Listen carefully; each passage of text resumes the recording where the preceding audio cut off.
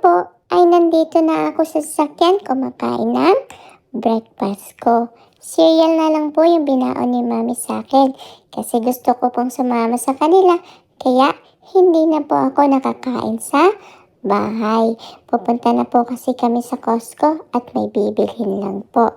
Saglit lang naman po kaya pag uwi namin dito ay naglaro na rin po ako sa labas kasi may kagandahan ang weather kaya tamang-tama lang po at hindi masyadong malamig.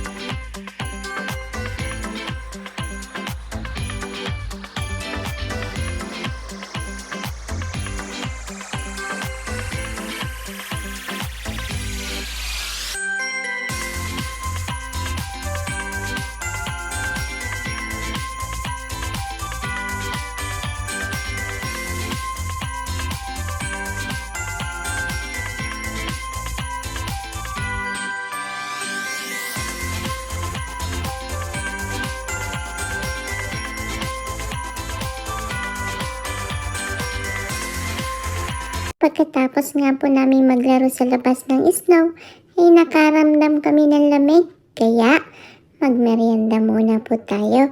Siyempre, ang merienda ng mami ko ay itong kape, pampainit. At partner nga po yung tinapay niyang paborito na ugoy-ugoy. At ako naman po ay cereal pa rin. Pero pinartneran ko po ito ng juice. Mas gusto ko po kasing juice ang inilalagay kaysa sa gatas. At yan nga po, patingin-tingin pa ako dito. At sabi ko kay mami, ay cold. Kaya katabi ko po itong squish mallows ko. Actually, regalo po ito kay Lily na isa sa mga ninang niya. Pero ako po ang nakikilaro-laro muna nito. Natutulog po kasi si Lily sa mga oras na yan. Kaya wala pa po akong kaagaw sa laruan na to. At ang dami ko nga pong kwento kay mami habang nagme-merienda kaming dalawa dito. At pagkatapos nga po naming magmerienda, ay medyo dumidilim na nga rin po. At ginakita na rin ako ng mami ko kasi susunduin daw po kami ng daddy ko. Andito na nga rin po ako sa sasakyan at mukhang kulang pa yung merienda ko kasi nagpabili pa ako sa daddy ko ng french fries sa McDonald's. At ayan nga po, dito kami pupunta ngayon para manghuli nitong sariwang crabs. Kaya ayan po, patingin-tingin ako kasi pinipili ko kung alin kaya ang malusog na crabs dito. Natutuwa lang po akong panoodin sila sa mga aquarium. Pero ang totoo, hindi pa naman po ako marunong kumain niyan. At si kuya lang po ang may paborito.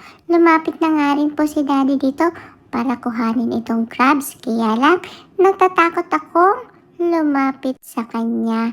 Kaya ayan po, patingin-tingin lang po ako dito at pasilip-silip. Gusto nga pong iabot sa akin yung crabs pero ayaw ko po kaya lumalayo po ako. Baka po kasi maipit ako kaya ayaw ko pong hawakan. At pagkatapos nga po ay umuwi na rin po kami at binayadan itong binili namin. Yun lang po ang pinagkaabalahan namin today. Maraming salamat po sa panonood nyo.